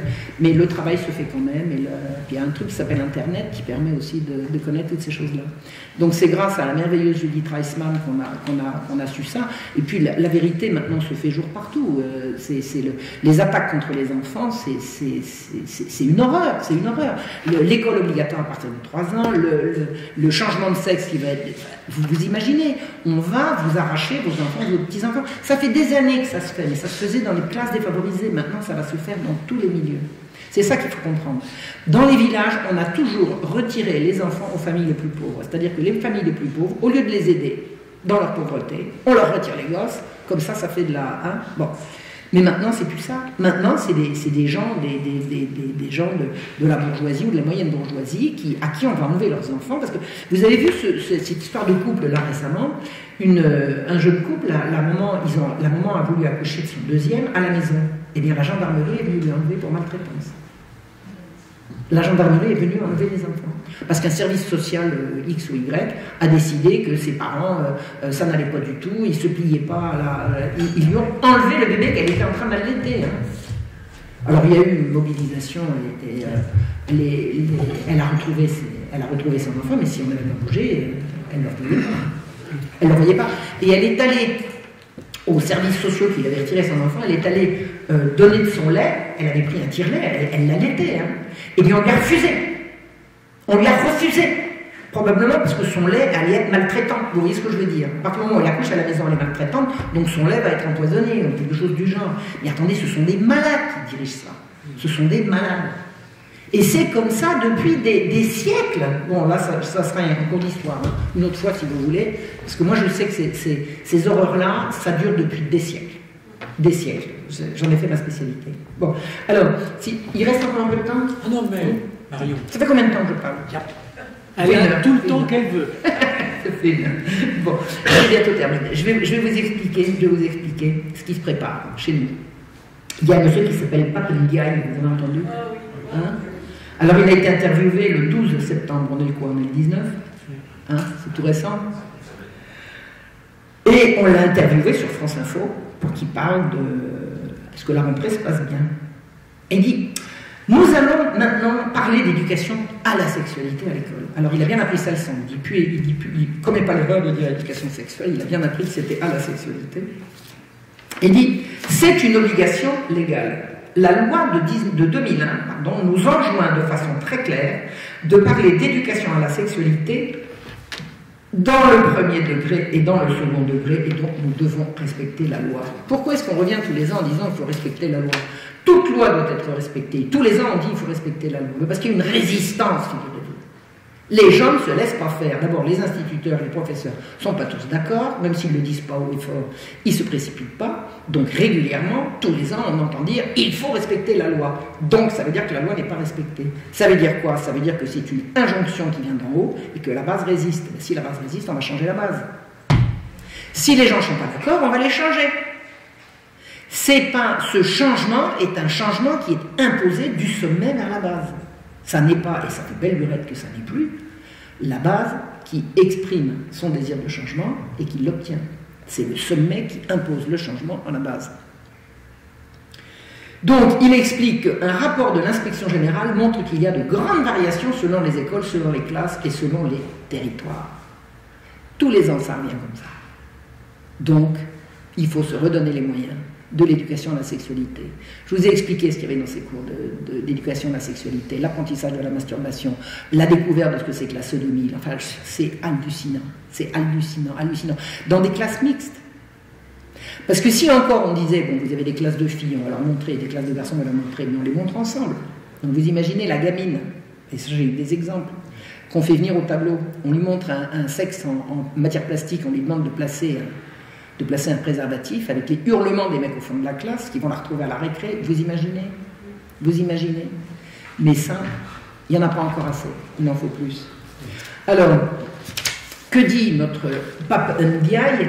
Nous devons améliorer cette situation, c'est-à-dire le fait que tout le monde ne donne pas l'éducation à la sexualité, pour des objectifs de santé publique. Alors, vous avez compris, on va enseigner le sexe pour des questions de santé. Eh bien, c'est la santé sexuelle. On a fait passer la dragée dans les grandes instances de l'ONU en disant que le sexe pour tous, c'est de la santé sexuelle. La santé sexuelle, c'est je jouis bien, je suis en bonne santé, je jouis pas, je suis en mauvaise santé. Je jouis pas assez ou j'estime que je suis pas assez. Voilà. Donc on fait rentrer ça dans les programmes de l'OMS, que tout le monde a compris, que tout le monde a reconnu. On va faire reculer les grossesses précoces, par exemple. C'est-à-dire que grâce à une bonne éducation à la sexualité, on va faire reculer les grossesses précoces. Est-ce que vous m'expliquez à quel titre il y aurait des grossesses à l'école si on ne parle pas d'autre chose? On ne peut pas enseigner aux gosses à lire, écrire, compter et à jouer à des jeux de l'orage. Parce que moi, de mon temps, il n'y avait pas de grossesse précoce. Pourquoi il y en a maintenant? Pourquoi il y en a maintenant? Il n'y a qu'à bannir le sexe à l'école. On prend les gosses de plus en plus jeunes et on leur parle de sexe de plus en plus jeunes. Admettons que vous les preniez de plus en plus jeunes, apprenez-leur à parler d'autre chose et à jouer à autre chose. Et moi j'ai été tout à fait partisan de l'école mixte, parce que je fais partie de cette génération, il fallait que les garçons et les filles soient mélangés. Moi j'en vois ma copie. J'en vois ma copie. On ne peut pas séparer les jeunes dans les petites classes.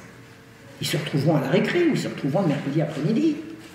Mais elle est mélangée comme ça en faisant parler de sexe, mais bon, on les rend dingues. On les rend dingues. C'était mauvais l'école de garçons et l'école de filles? Ça a traumatisé qui? Moi j'ai toujours eu des petits camarades garçons, mais pas à l'école, en dehors. Et il y en avait des instances, il y avait le patronage, il y avait le caté, il y avait ceci, il y avait cela. Encore que non, le patronage c'était... le caté c'était les filles d'un côté, les garçons de l'autre. Où est-ce qu'on se retrouvait? Ben, on se retrouvait, moi, mon temps c'était le jeudi après-midi, il y avait toutes les activités de loisirs de l'après-midi, on se retrouvait entre garçons et filles, mais à l'école, c'était pas mixte. C'était pas mixte. Et je me souviens quand j'étais petite, il y avait entre ma cour de récré et la cour de récré des garçons, il y avait une grande porte en métal. Donc, il y avait les filles qui jouaient à la marelle, qui jouaient à la balle, qui jouaient à la corde à sauter, et puis à côté, on ne savait pas, on entendait des cris, puis un jour, la grande porte s'est ouverte. Et alors, j'y revois comme si c'était hier. Dans ma cour, les filles elles jouaient à la marelle, à la balle, à la corde à sauter, et de l'autre côté, ils se mettaient sur la figure, ils se cognaient. On ne leur a pas interdit la corde à sauter et la marelle, hein. Et on n'a pas interdit aux filles de se cogner, on n'a pas les mêmes jeux, c'est tout. Et à l'époque, on ne violait pas les petites filles dans la cour de récré. Vous voyez ce que je veux dire? Donc, faire reculer les grossesses précoces. Alors, l'éducation à la sexualité pour lutter contre les maladies sexuellement transmissibles, voire plus haut. Si on interdit au monde de parler de sexe et qu'on ne leur donne pas la possibilité d'en parler, il n'y aura pas de maladies sexuellement transmissibles, c'est QFD. Hein. Je veux dire, de mon temps, les mots n'attrapaient pas des maladies sexuellement transmissibles. C'est d'une simplicité biblique. Et il dit, nous avons des objectifs plus généraux qui sont liés aux discriminations et à la lutte contre les violences sexuelles et sexistes. Alors ça, c'est terrible. On veut lutter contre les violences sexuelles et sexistes. Et les violences pas sexuelles et sexistes, ça va. Vous vous rendez compte? On veut lutter contre les violences sexuelles et sexistes. On ne peut pas lutter contre la violence tout court. Non, attendez. Si une fille casse la gueule à une autre fille, c'est pas une violence sexiste. Donc ça va. Si un garçon casse la gueule à un autre garçon, c'est pas sexiste. Donc c'est bon. Mais si c'est un garçon... Mais ils sont malades. Lutter contre la violence, il n'y a qu'à imposer le respect. Et le respect, ça s'impose. Ça ne se discute pas. T'as vu comment tu me parles, toi? Allez, hop. Tu sors. Ah oui, mais... On va l'opprimer, on va le... Enfin bref. La lutte contre les LGBT-phobies. Savez-vous ce que c'est que la biphobie? Avez-vous entendu parler de cette horreur? La biphobie. Il y a des gens qui sont biphobes. Mais je l'ai entendu dire. Je l'ai entendu dire. Il faut lutter contre la biphobie. Alors, bi, c'est qui sont à la fois homosexuels et hétérosexuels, c'est-à-dire qu'en fait, ils sont envolés à vapeur. Et bien, il y a des gens, ils ont des phobies de ces gens-là. Il faut lutter contre cette phobie-là. Et vous allez lutter comment? On va faire des cours pour dire c'est pas bien d'être biphobe. Moi un jour j'ai dit ça. Bah, c'était un colloque avec Judith Reisman précisément, où je racontais ce truc-là, et je lui ai dit écoutez, il faut que je vous fasse un aveu, je suis biphobe. Les homosexuels j'ai rien contre, les transsexuels j'ai rien contre, mais les biches je supporte pas. Je suis biphobe. Il y a transphobe maintenant. Et alors, le dernier truc, c'est probablement le plus grave parce que c'est ce qui passe le plus facilement. On veut lutter pour une meilleure égalité entre les filles et les garçons. Est-ce que vous pouvez me dire à quel titre les filles et les garçons devraient-ils être égaux? Égaux en quoi? C'est pas égaux qu'ils veulent dire, c'est similaire. Ils veulent qu'il n'y ait plus de différence. Il n'y a pas de pire oppression que cette obsession de l'égalité. Je refuse l'égalité.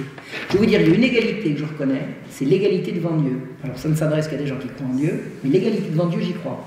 C'est-à-dire, Dieu n'a pas dit, celui-là il a des droits, celui-là il n'en a pas. Je donne la grâce à tout le monde, nous a dit le bon Dieu. C'est moi à ça que je crois. Donc je pense qu'on est égaux devant Dieu. Pour le reste, vive l'inégalité. J'adore l'inégalité. Attendez, moi ce que je mange, je ne l'impose pas à quelqu'un d'autre. Et ce que tu manges, je n'ai pas envie que tu me l'imposes. Donc je mange beaucoup, je mange moins. Écoutez, l'égalité, ça serait de dire, c'est discriminatoire de donner de la bouillie au bébé et pas au papa. Tout le monde doit être égaux, tout le monde doit manger de la bouillie, ou alors tout le monde doit manger du beefsteak. L'égalité, c'est une tarte à la crème complètement imbécile, manipulatrice et délétère. On n'a pas à être égaux les uns les autres. L'égalité devant Dieu est la seule égalité que je reconnaisse et qui tienne la route. Pourquoi c'est important l'égalité devant Dieu? Parce que c'est la seule égalité qui consiste à dire que à la naissance, rien n'est joué. Et que l'on peut s'améliorer, et qu'on peut améliorer son sort. Si on est inégaux devant Dieu, ça veut dire que Dieu a décidé que cela serait comme ci et que cela serait comme ça, et qu'il y a une différence. Alors que l'égalité devant Dieu consiste à dire Dieu a donné la grâce à tout le monde et chacun peut se tirer vers le haut et s'accomplir. Est-ce que c'est clair ce que je dis? Et c'est ça qui a fait la différence entre les catholiques et les protestants au moment de la conquête du Nouveau Monde. Ceux qui disaient c'est joué à la naissance, bon, vous avez des gens, ils sont faits pour être dominés, ils sont faits pour être réduits en esclavage, ils sont faits pour être dominés. Il y a ceux qui disaient non, on est égaux devant Dieu, on a tous droit à notre part de bonheur, d'instruction. Voilà. Donc c'est ça fait une différence fondamentale. Et de vouloir que les hommes... attendez, l'égalité femmes-hommes. Femmes-hommes, ça vous dit quelque chose? Qui c'est qui dit l'égalité femmes-hommes? On ne peut pas dire l'égalité entre les hommes et les femmes, parce que ça fait passer les hommes devant. Donc l'égalité, c'est quand les femmes passent les premières. Pourquoi? Ça n'a pas de sens. Je n'ai pas à être égal de personne, je réclame que personne ne soit mon égal. Les droits de machin, les droits des homosexuels, les droits de ceci, pourquoi est-ce que les homosexuels ont des droits spéciaux? Est-ce qu'il y a des droits des hétérosexuels, vous faites? Non. Ça n'a pas de sens. Tout ça, c'est de l'embrouille, c'est de l'esbrouf, c'est pour nous faire oublier les valeurs fondamentales qui sont en train d'être renversées. Non, c'est pas qu'ils sont en train d'être renversées, dont de plus en plus de gens comprennent qu'il faut les rétablir. Parce que si je vous dis la chasteté, vous allez immédiatement imaginer que la chasteté, c'est faire Tintin, c'est jamais faire l'amour. Non, c'est se maîtriser. La chasteté, c'est la maîtrise de soi. C'est pas bien la maîtrise de soi? Vous savez ce qu'on apprend aux jeunes, en fait, dans l'éducation de la sexualité? On leur apprend à satisfaire leurs désirs. Mais l'éducation, c'est pas apprendre à satisfaire tes désirs, c'est apprendre à les maîtriser. Maîtriser, c'est pas réprimer. Maîtriser, être maître de soi-même, c'est pas réprimer. Être maître de soi, c'est ne pas se laisser faire par ses propres passions. C'est être à la commande. C'est ça, être un humain responsable. Et là, tout leur programme consiste à expliquer aux jeunes qu'ils ont le droit d'eux et qu'ils ont accès à leur désir, que leur désir est leur droit. C'est l'inverse d'une éducation. C'est l'inverse d'une instruction. Vous avez le droit de... Non. Quand tu seras majeur, quand tu seras responsable, quand tu gagneras ta vie, tu feras tes choix. En attendant, c'est ceux qui te nourrissent qui font les choix à ta place et qui t'enseignent à te maîtriser et à te respecter. Oh ben, monsieur le juge, attendez, je suis désolé. Vous savez, il y a un réfugié, un demandeur d'asile qui a violé dans une piscine, c'était un gars d'origine d'Irak, il a violé dans une piscine à Vienne, en Autriche, un gosse de 10 ans. Il était en train de faire le mariole sur le plongeoir, et puis brusquement, il a eu un brusque désir qui l'a pris, il est sorti dans le couloir des cabines, il a attrapé un gosse de 10 ans, il l'a sodomisé, il est retourné se baigner. Le gosse a hurlé, vous savez, les piscines, c'est extrêmement sonore, donc le gosse a hurlé, personne n'a entendu. Il y a une personne de service qui est passée pour faire le ménage, qui a trouvé ce môme ensanglanté, complètement sous le choc. La police est arrivée, on a mis la main sur le gars, et il a dit, bah écoutez, enfin je sais pas, moi j'avais ma trique, ça faisait je sais pas combien de temps, mais il avait bien le droit. Et ces droits sexuels, vous en faites quoi? Attendez, vous vous rendez compte? Alors, il y a eu une enquête de fait, et on lui a dit, mais chez vous en Irak, vous avez le droit? Ah, sûrement pas, chez nous c'est la peine de mort. Ça veut dire que la morale elle est universelle, et que si on décide de la renverser, c'est bien parce qu'il y a un programme qu'on applique. Et tous ces gens qui sont venus de loin et qui commettent des crimes sexuels, c'est parce qu'on les a incités à les commettre. On leur a dit, allez-y, en Occident, les filles elles sont d'accord, les gosses ils adorent ça, etc. On les a intoxiqués. On les a intoxiqués. Et je vous assure que la réflexion du gars, c'est, écoutez, j'avais besoin, quoi. J'étais en train de me baigner brusquement, attendez. Et je vous assure que c'est pas chez lui en Irak qu'on lui a appris ça, qu'il avait le droit. C'est clair. On les a fait venir pour ça. Vous vous souvenez de la scène de collectif d'agression sexuelle à Cologne? Vous vous souvenez de ça? Cologne, c'est une très très belle ville du sud de l'Allemagne. Enfin, je connais un petit peu, c'est une merveille, Cologne. Le soir de la Saint-Sylvestre, c'était en quelle année? C'était en 2018, 2019? Je ne me souviens plus. 2018, je crois. Non, c'était avant. Enfin bon, ça fait, il n'y a pas très longtemps. Tout Cologne est dans la rue. Tout Cologne est dans la rue pour le passage d'une année sur l'autre. Et vous avez des hordes de migrants qui se sont relevés sur les femmes, qui les ont agressées. Mais c'est épouvantable. Et la police a dit, minimisé, mais c'est pas vrai, mais vous n'avez pas le droit de dire ça, etc. Mais il y a eu tellement de témoignages, c'était épouvantable. Et on s'est rendu compte que c'était pour la plupart des migrants et qu'ils avaient des petits bouts de papier où on leur avait marqué en arabe, enfin dans leur alphabet, en phonétique, les mots les obscénités qu'il fallait qu'ils disent en allemand. pour aborder les femmes. C'est-à-dire que ce sont des gens qu'on a fait venir pour qu'ils nous agressent. Alors je ne sais pas si c'est dans le trajet qu'on leur a dit ça ou avant de partir ou avant d'arriver, mais les gars, ils avaient été briefés pour se ruer sur les femmes allemandes.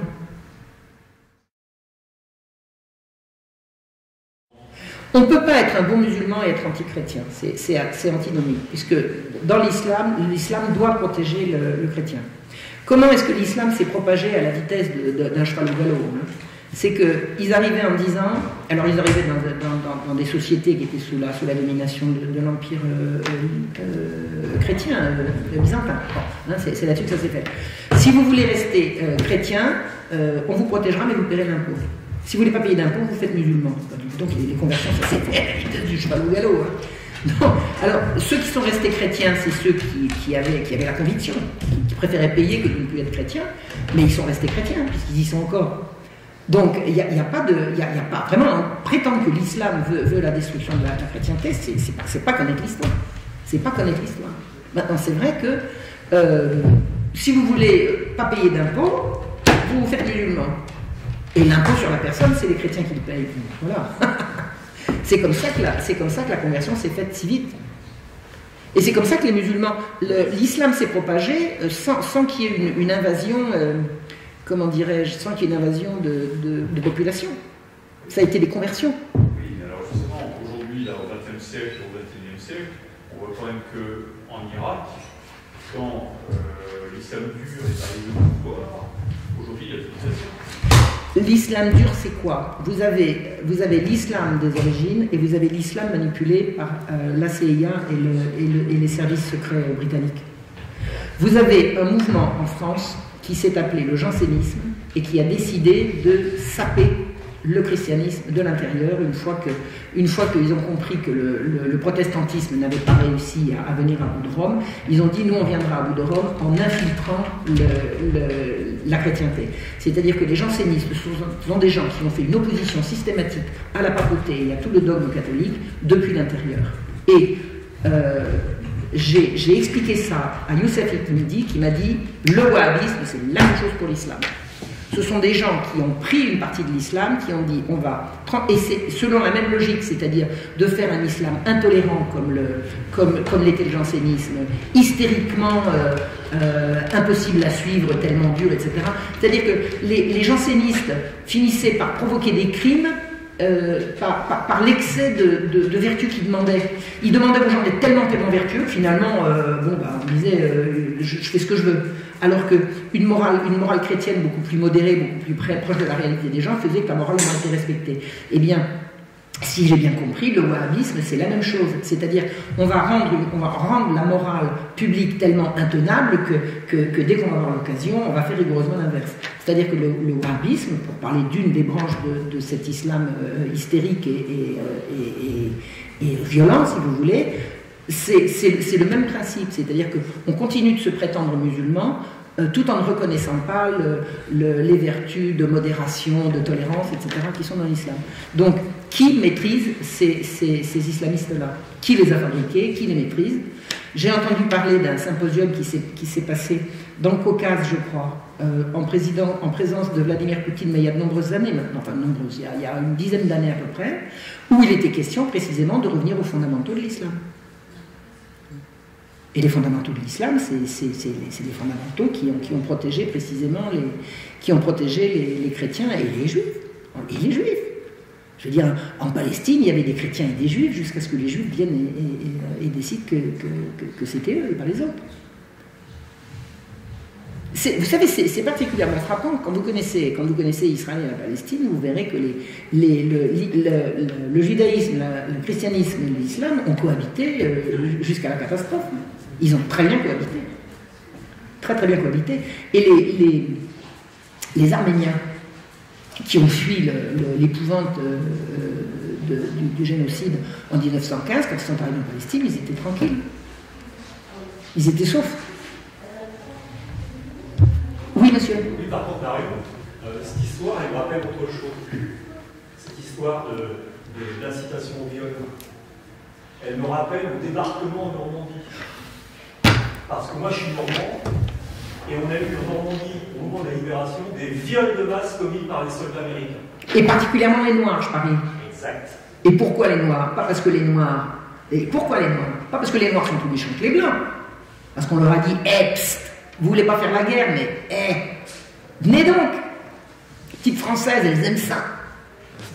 Comment vous faites pour convaincre un Noir qui est discriminé d'aller se battre pour l'Amérique? Faut bien en promettre. C'est vrai ce que je dis ou pas?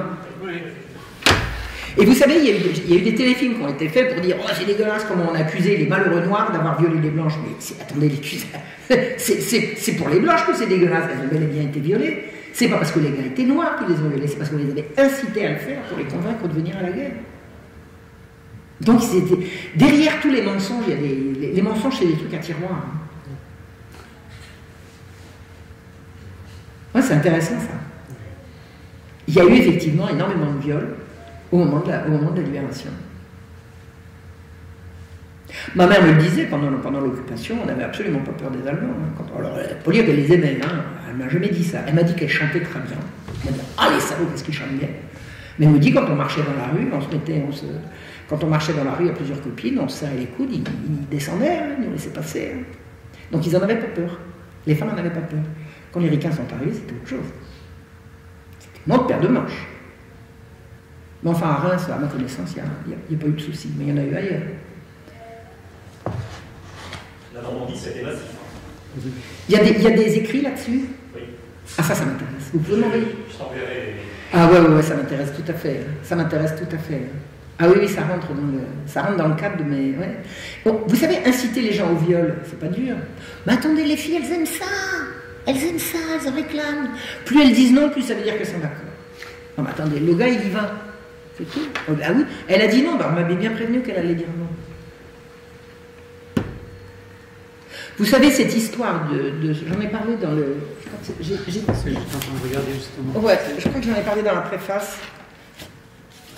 Non, c'est pas dans celui-là, c'est dans la préface de l'autre livre de Judith que je raconte ça. Elle a des livres, hein. Ouais.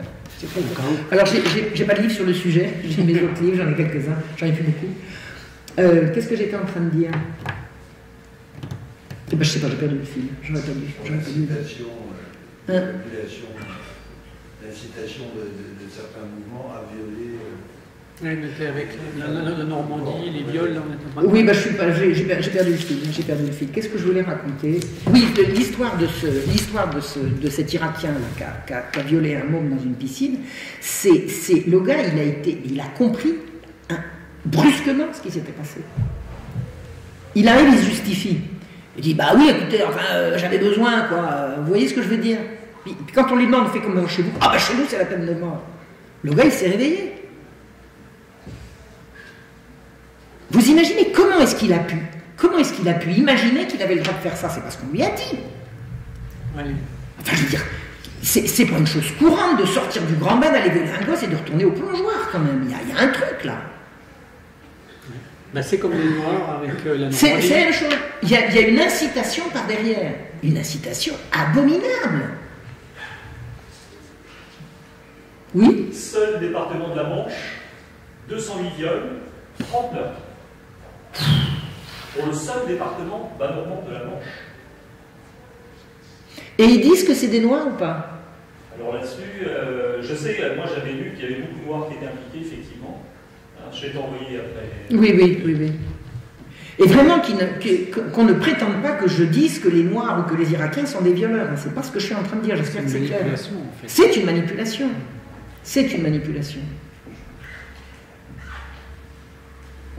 Bon, enfin, moi qui ai quand même vécu un peu dans les pays arabes, ils sont quand même d'une pudeur. Je veux dire, on ne fait pas les choses comme ça, c'est clair et net, quoi. Non, mais même pas en rêve, quoi. Même pas en rêve. Alors pourquoi ils le font chez nous? Ils le font pas chez eux, ils le font chez nous. Si c'est pas une incitation, c'est quoi?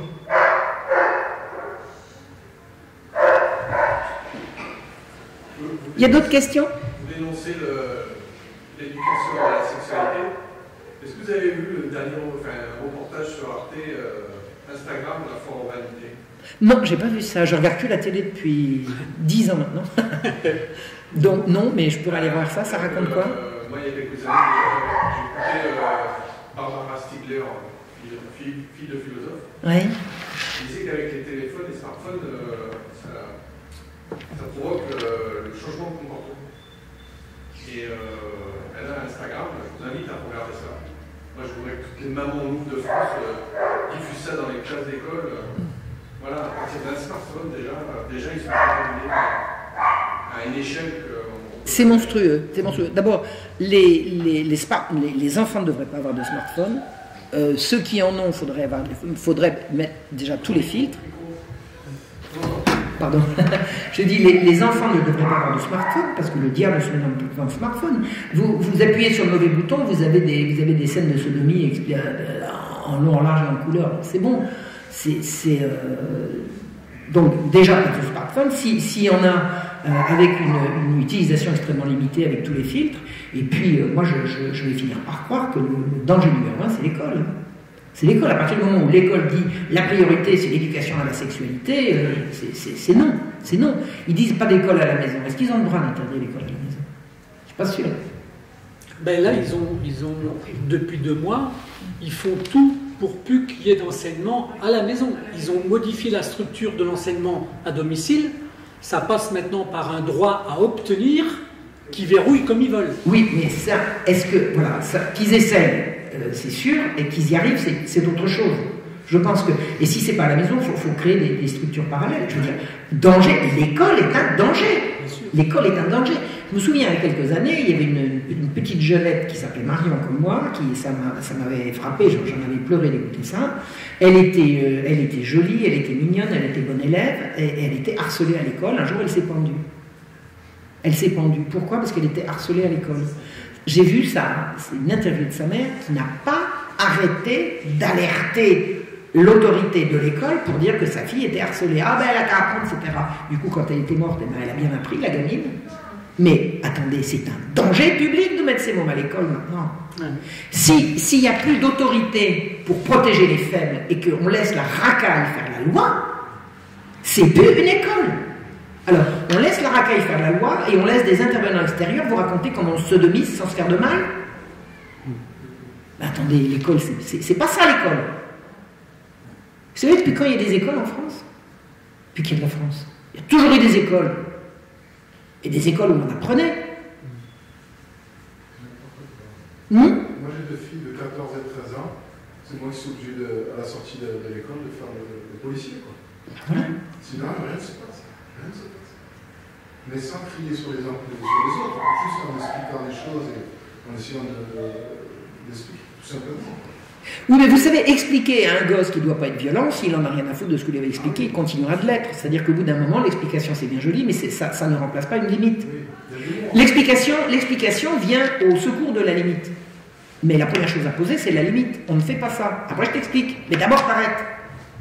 Mais peut-être que s'il avait pris une fessée, exactement. Il aurait appris. Ah oui, vraiment. Après, je crois qu'il y a une hypnologue aujourd'hui, là.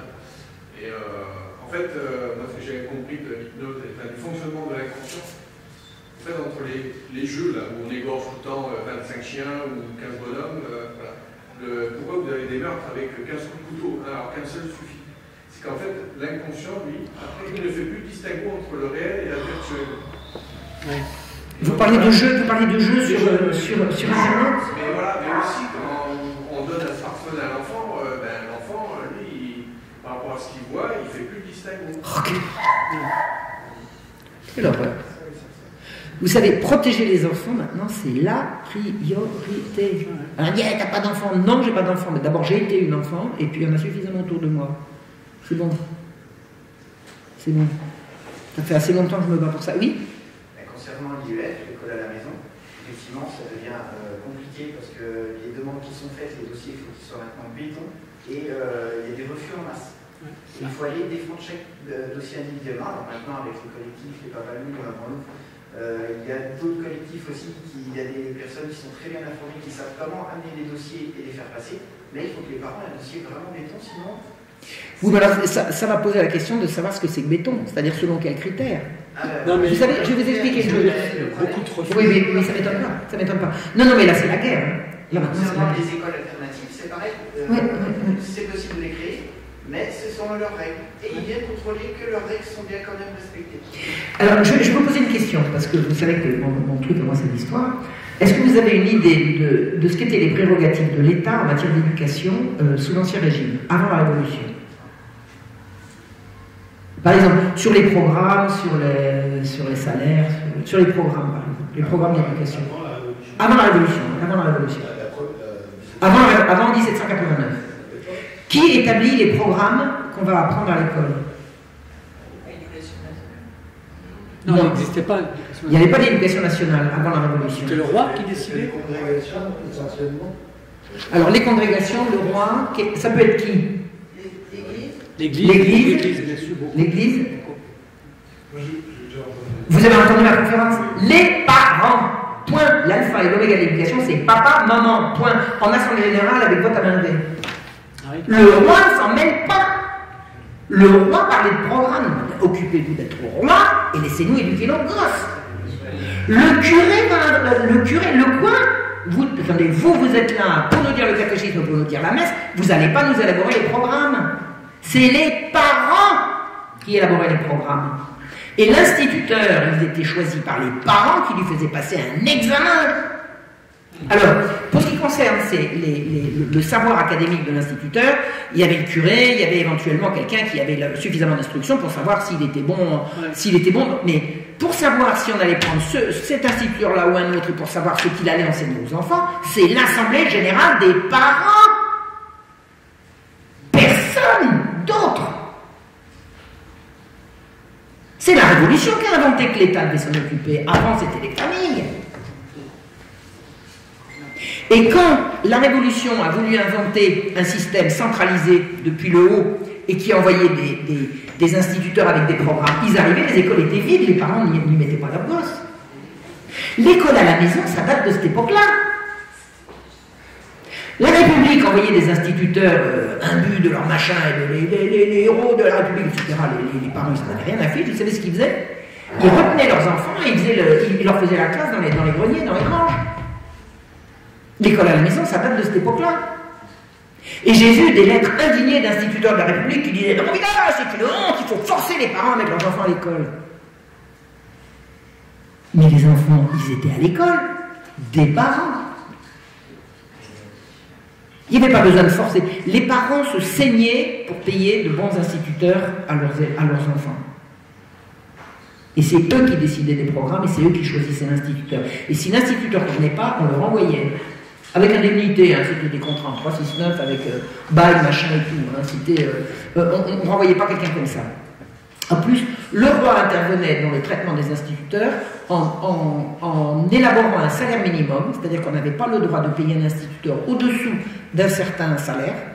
Donc je dis, les parents se saignaient pour payer l'instituteur, et la communauté villageoise, hein, puisqu'on parle de village, 90% de la population vivait dans le village, était obligée de fournir à l'instituteur une chambre avec un feu, avec un accès à l'eau, avec un accès à l'hygiène, etc., etc. Ça, c'est la seule intervention du roi. Mais il n'allait pas envoyer ses agents pour vérifier que c'était fait ou pas. Hein. Ça coulait de source. Non, mais après, pour moi, ça reste dans une logique. Hein.